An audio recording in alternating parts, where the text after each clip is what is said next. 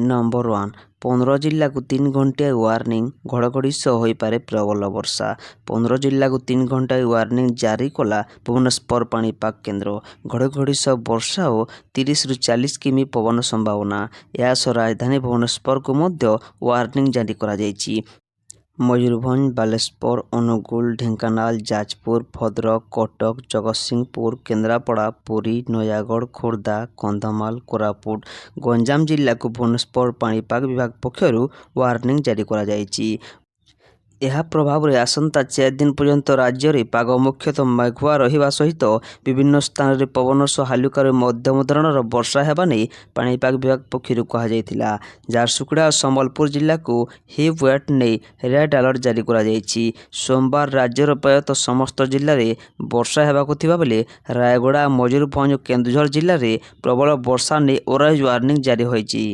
Number 2 एमानंको मिलिबनी LPG cylinder gas संकट बेले केंद्र सरकार नेले बड़ निष्पत्ति मध्य प्राच्य चलता उत्तेजना जो विश्वव्यापी शक्ति संकटर आशंका बढ़िबारे लागिछि। भारत में मध्य कलाबजारी एवं गैस सिलिंडर अवैध गच्छित को रखिबा पय विभिन्न स्तर रे चढ़ाऊ जोरदार करा जायछि। एहा भितर पेट्रोलियम एवं प्राकृतिक गैस मंत्रालय बड़ निष्पत्ति नेइछि। ए निर्देश अनुसार जो परिवार गुड़िक पूर्वर पाइप प्राकृतिक गैस पीएनजी कनेक्शन अच्छी सेमानंको आउ एक समय घर एलपीजी संयोग रखिबा अनुमति दियाजिब नाही। यार अर्थ हेउछि जे एपरि ग्राहक मानंकु तुरंत सेमानंकर एलपीजी सिलिंडर कनेक्शन हस्तांतर करबाकू पड़िबो। घरोई गैस परिचालन रे उन्नति आनिबा एवं बंटन व्यवस्था को अधिक संगठित करबा उद्देश्य रे एही पदक्षेप कार्यकारी करा जायछि। नंबर 3 युद्ध पय सब महंगा हेले सस्ता है अंडा गोटे पटे अमेरिका ईरान इस्राएल युद्ध पर विभिन्न सामग्री दर वृद्धि पाउथिबा बेले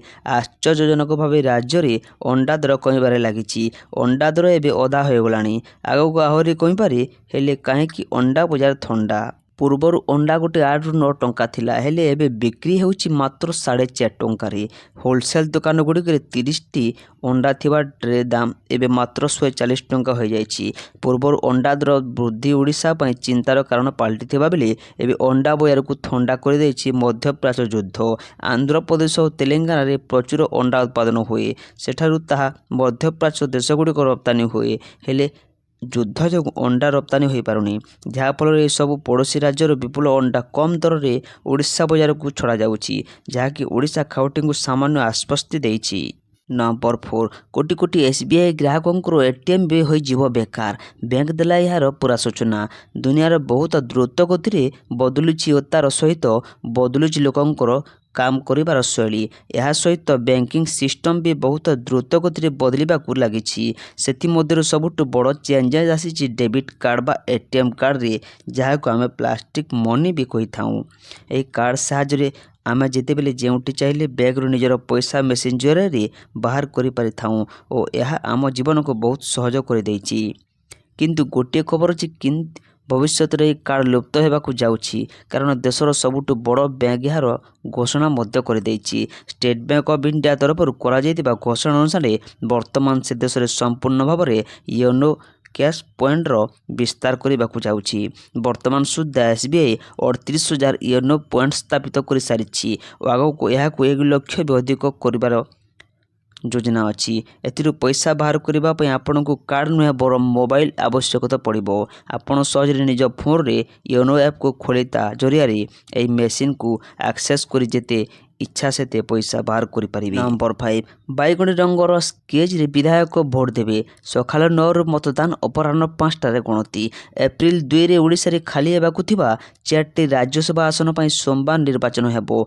4टी आसन पर 5 जन प्रार्थी थिबा बेले 3 जन प्रार्थी यथा बीजेपी मनमोहन सावल एवं सुजीत कुमार बीजेडी संतृप्त मिश्रों राजनीतिक दल चिंतित नहांती किंतु चतुर्थ आसन पर बीजेडी कांग्रेस मिलित प्रार्थी दत्तस्परता एवं बीजेडी संपर्थित स्वाधीन प्रार्थी दिलीप राय मध्य कड़ा लड़ाई होगाकू जाउछि। नंबर 6 3 ଦିନରେ ନୂଆ ବିଦ୍ୟୁତ୍ ସଂଯୋଗ।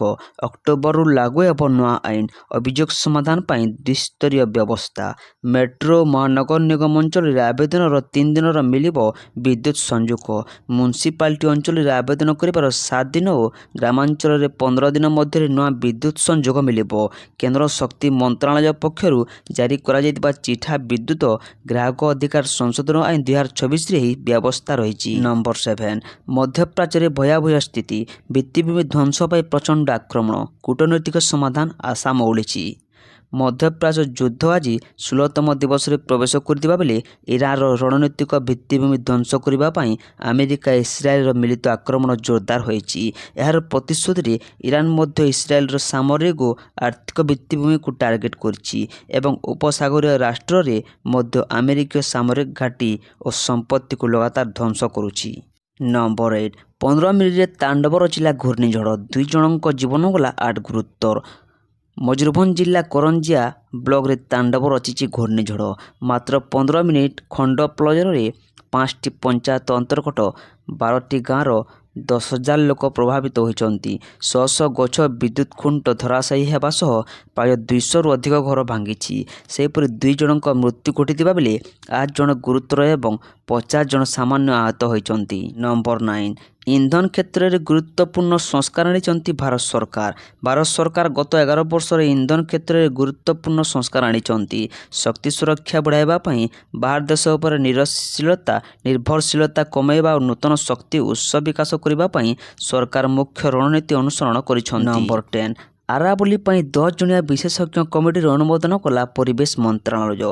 ସୁପ୍ରିମକୋର୍ଟ ନିର୍ଦ୍ଦେଶରେ ଆରାବଳୀ ପାହାଡ଼କୁ ବ୍ୟାଖ୍ୟା କରିବା ପାଇଁ 10 ଜଣିଆ ବିଶେଷଜ୍ଞ କମିଟି ଗଠନ କରାଯାଇଛି, ଯାହାକୁ କେନ୍ଦ୍ର ପରିବେଶ ମନ୍ତ୍ରଣାଳୟ ଅନୁମୋଦନ କରିଛି। କେନ୍ଦ୍ରୀୟ କ୍ଷମତାପ୍ରାପ୍ତ କମିଟିର ପ୍ରସ୍ତାବିତ 10 ଜଣିଆ ଉଚ୍ଚ କ୍ଷମତା ସମ୍ପନ୍ନ ବିଶେଷଜ୍ଞ କମିଟିକୁ ନେଇ କୌଣସି ଆପତ୍ତି ନାହିଁ ବୋଲି ମନ୍ତ୍ରଣାଳୟ ସୁପ୍ରିମକୋର୍ଟକୁ କହିଛି। ନମ୍ବର 11 ହାଇଦ୍ରାବାଦ ନିକଟବର୍ତ୍ତୀ ଏକ ଫାର୍ମ ହାଉସରେ ହାଇ ପ୍ରୋଫାଇଲ ପାର୍ଟି ଚାଲିଥିବା ବେଳେ ପୁଲିସ ଚଢ଼ଉ କରି ପୂର୍ବତନ ବିଆରଏସ୍ ବିଧାୟକ ପାଇଲଟ ରୋହିତ ରେଡ୍ଡୀଙ୍କ ସମେତ 5 ଜଣଙ୍କୁ ଡ୍ରଗ୍ସ ସେବନ ନେଇ ପଜିଟିଭ ପାଇଛି। ଶନିବାର ରାତ୍ରିରେ ଏଲିଟ୍ ଆକ୍ସନ ଗ୍ରୁପ ଫର ଡ୍ରଗ୍ସ ଏନଫୋର୍ସମେଣ୍ଟ ଇଗଲ୍ ଟିମ୍ ସ୍ଥାନୀୟ ପୁଲିସ ସହିତ ମିଶି ଚଢ଼ଉ କରିଥିଲା। ନମ୍ବର 12 ଭାରତରୁ 45,000 ଟନ୍ ଡିଜେଲ କିଣିବା ବାଂଲାଦେଶ। ବାଂଲାଦେଶ ଏହାର ଇନ୍ଧନ ଆବଶ୍ୟକତା ପୂରଣ ପାଇଁ ଭାରତରୁ 45,000 ଟନ୍ ଡିଜେଲ ଆମଦାନୀ କରିବାକୁ ନିଷ୍ପତ୍ତି ନେଇଛି। ଏପ୍ରିଲ ସୁଦ୍ଧା ଭାରତରୁ ଏହି ଡିଜେଲ ବାଂଲାଦେଶରେ ପହଞ୍ଚିବ। ଏଥିରୁ ପ୍ରଥମ ଦଫାରେ 5,000 ଟନ୍ ଡିଜେଲ ପହଞ୍ଚି ସାରିଛି। ଦ୍ୱିତୀୟ ପର୍ଯ୍ୟାୟର ଡିଜେଲ 18 କିମ୍ବା 19 ତାରିଖ ସୁଦ୍ଧା ପହଞ୍ଚିବ ବୋଲି ଆଶା କରାଯାଉଛି। ନମ୍ବର 13 କାଶ୍ମୀରର ଉରିରେ ଅନୁପ୍ରବେଶ ଉଦ୍ୟମ ଫୋନ୍ ଜଣେ ଆତଙ୍କବାଦୀ ନିପାତ। ଶନିବାର ବିଳମ୍ବିତ ରାତିରେ ଉତ୍ତର କାଶ୍ମୀରର ଉରି ସେକ୍ଟରରେ ଥିବା ନିୟନ୍ତ୍ରଣ ରେଖା ନିକଟରେ ଏକ ଅନୁପ୍ରବେଶ ଉଦ୍ୟମକୁ ସୁରକ୍ଷା ବାହିନୀ ଫୋନ୍ କରିଦେଇଛନ୍ତି। ଭାରତୀୟ ସେନାର କହିବା ଅନୁସାରେ ଜମ୍ମୁ କାଶ୍ମୀର ପୁଲିସ ଠାରୁ ସମ୍ଭାବ୍ୟ ଅନୁପ୍ରବେଶ ଉଦ୍ୟମ ବିଷୟରେ ନିର୍ଦ୍ଦିଷ୍ଟ ଗୁଇନ୍ଦା ସୂଚନା ମିଳିବା ପରେ ବାରମୁଲା ଜିଲ୍ଲାର ଉରି ସେକ୍ଟରର ବୁଚର ଅଞ୍ଚଳରେ ଏହି ଅପରେସନ ଆରମ୍ଭ କରାଯାଇଥିଲା। ନମ୍ବର 14 ଇରାନର ଖର୍ଗଦ୍ୱୀପ ଉପରେ ଆକ୍ରମଣ କରିପାରେ ଆମେରିକା। ଚେତାବନୀ ଦେଲେ ଟ୍ରମ୍ପ।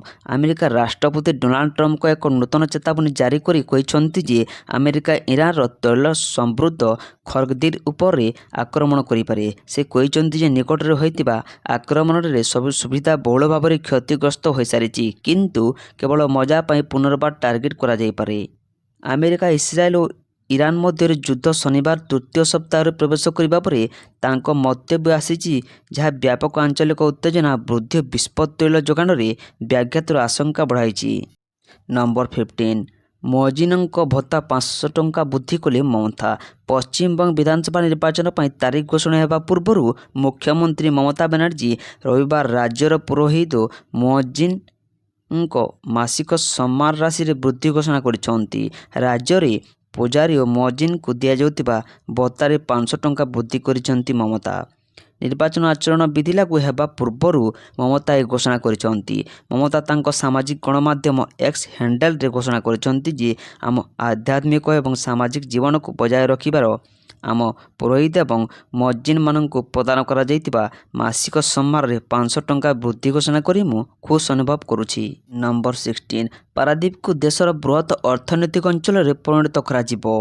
ମୁଖ୍ୟମନ୍ତ୍ରୀ ମୋହନ ଚରଣ ମାଝୀ ପାରାଦୀପରେ ଆଗାମୀ ଦିନରେ ହେବାକୁ ଥିବା ବିଭିନ୍ନ ବୃହତ୍ ଶିଳ୍ପ ପ୍ରତିଷ୍ଠା ସମ୍ପର୍କରେ ଏକ ସମୀକ୍ଷା ବୈଠକ କରିଛନ୍ତି। ବୈଠକରେ ଆଗାମୀ ଦିନରେ ପାରାଦୀପ ଭାରତର ଏକ ବଡ଼ ଇକୋନୋମିକ୍ ଜୋନ୍ ହେବାକୁ ଯାଉଛି ବୋଲି ମତ ଦେଇ ଏହି ଅଞ୍ଚଳରେ ସ୍ଥାପିତ ହେବାକୁ ଥିବା ସମସ୍ତ ଭିତ୍ତିଭୂମି ଓ ଶିଳ୍ପ ପ୍ରକଳ୍ପଗୁଡ଼ିକ ଯେପରି ତୁରନ୍ତ ଆରମ୍ଭ ହେବ ସେଥିପାଇଁ ପଦକ୍ଷେପ ନେବାକୁ ସେ ଅଧିକାରୀମାନଙ୍କୁ ପରାମର୍ଶ ଦେଇଥିଲେ। ନମ୍ବର 17 ମଧ୍ୟପ୍ରାଚ୍ୟରେ ଚାଲିଥିବା ସଂଘର୍ଷ ଭାରତର ଏଲ୍‌ପିଜି ଯୋଗାଣକୁ ବାଧାପ୍ରାପ୍ତ କରିଛି। ନାଇଁ ନଥିବା ହଇରାଣ ହେଉଛନ୍ତି ଗ୍ରାହକ। କେଉଁଠି ଯୋଗାଣ ବନ୍ଦ ହେଲାଣି ତ ଆଉ କେଉଁଠି ଦର ଆକାଶ ଛୁଆଁ। ଇରାନ ଏବଂ ଇସ୍ରାଏଲ ମଧ୍ୟରେ ଚାଲିଥିବା ଉତ୍ତେଜନା ବିଶ୍ୱର ସବୁଠାରୁ ଗୁରୁତ୍ୱପୂର୍ଣ୍ଣ ଶକ୍ତି ମାର୍ଗ ହରମୁଜ ପ୍ରଣାଳୀକୁ ଅବରୋଧ କରିଛି। ଭାରତର ଏହା ଏଲ୍‌ପିଜି ଆବଶ୍ୟକତାର ଅଧାରୁ ଅଧିକ ସାଉଦି ଆରବ, କତାର ଏବଂ ୟୁଏ ଭଳି ଉପସାଗରୀୟ ଦେଶଗୁଡ଼ିକରୁ ଆମଦାନୀ କରେ। ଭାରତରେ ପ୍ରାୟ 80ରୁ 90% ଏଲ୍‌ପିଜି ପଠାଣ ଏହି ସମୁଦ୍ର ପଥ ଦେଇ ଯାଇଥାଏ। ଏହି କାରଣରୁ ଯେତେବେଳେ ହିଁ ରାସ୍ତାରେ କୌଣସି ବିଭ୍ରାଟ ହୁଏ ଭାରତୀୟ ରୋଷେଇ ଘରଗୁଡ଼ିକରେ ପ୍ରଥମେ ଏହାର ପ୍ରଭାବ ଦେଖିବାକୁ ମିଳେ। ନମ୍ବର 18 ଏୟାର ଇଣ୍ଡିଆ ଓ ଏୟାର ଇଣ୍ଡିଆ ଏକ୍ସପ୍ରେସରେ 14ଟି ବିମାନ ବାତିଲ। ଏୟାର ଇଣ୍ଡିଆ ଏକ୍ସପ୍ରେସରେ 14ଟି ବିମାନ ବାତିଲ। ଏୟାର ଇଣ୍ଡିଆର ଦୁବାଇ ଦିଲ୍ଲୀ 5ଟି ବିମାନ ମଧ୍ୟରୁ 4ଟି ବାତିଲ। ଏୟାର ଇଣ୍ଡିଆ ଏକ୍ସପ୍ରେସର ଦୁବାଇ ଦିଲ୍ଲୀ 6ଟି ମଧ୍ୟରୁ 5ଟି ବିମାନ ବାତିଲ କରାଯାଇଛି। ମଧ୍ୟପ୍ରାଚ୍ୟରେ ଘନିଷ୍ଠ ହେଉଥିବା ଯୁଦ୍ଧ ଆନ୍ତର୍ଜାତୀୟ ବିମାନ ଚଳାଚଳକୁ ଗୁରୁତର ଭାବରେ ପ୍ରଭାବିତ କରିଛି। ଅନେକ ଦେଶ ଦ୍ୱାରା ସେମାନଙ୍କର ଆକାଶମାର୍ଗ ବନ୍ଦ କରିବା କିମ୍ବା ପ୍ରତିବନ୍ଧକ ଲଗାଇବା ସମଗ୍ର ବିଶ୍ୱ ବିମାନ ଯାତ୍ରା ସୂଚୀକୁ ବାଧାପ୍ରାପ୍ତ କରିଛି। ସଂଯୁକ୍ତ ଆରବ ଏମିରେଟ୍ସ ବିମାନବନ୍ଦର କର୍ତ୍ତୃପକ୍ଷଙ୍କ ଦ୍ୱାରା ଜାରି ନୂତନ ନିର୍ଦ୍ଦେଶନାମା ଏୟାର ଇଣ୍ଡିଆ ଏବଂ ଏୟାର ଇଣ୍ଡିଆ ଏକ୍ସପ୍ରେସ ବିମାନକୁ ମଧ୍ୟ ଟାର୍ଗେଟ କରିଛି। ନମ୍ବର 19 ହରମୁଜ ପ୍ରଣାଳୀ ଦେଇ ଭାରତକୁ ଅଣାଯିବା ଏଲ୍‌ପିଜି ଗ୍ୟାସ୍ ଟ୍ୟାଙ୍କର। ମୃତଜନ ହେଲା ନୌସେନା ଯୁଦ୍ଧ ଜାହାଜ। ମଧ୍ୟପ୍ରାଚ୍ୟରେ ବଢ଼ୁଥିବା ଉତ୍ତେଜନା ମଧ୍ୟରେ ଭାରତୀୟ ନୌସେନା ପାରସ ଉପସାଗର ନିକଟରେ ଅନେକ ଯୁଦ୍ଧ ଜାହାଜ ମୃତଜନ କରିଛି।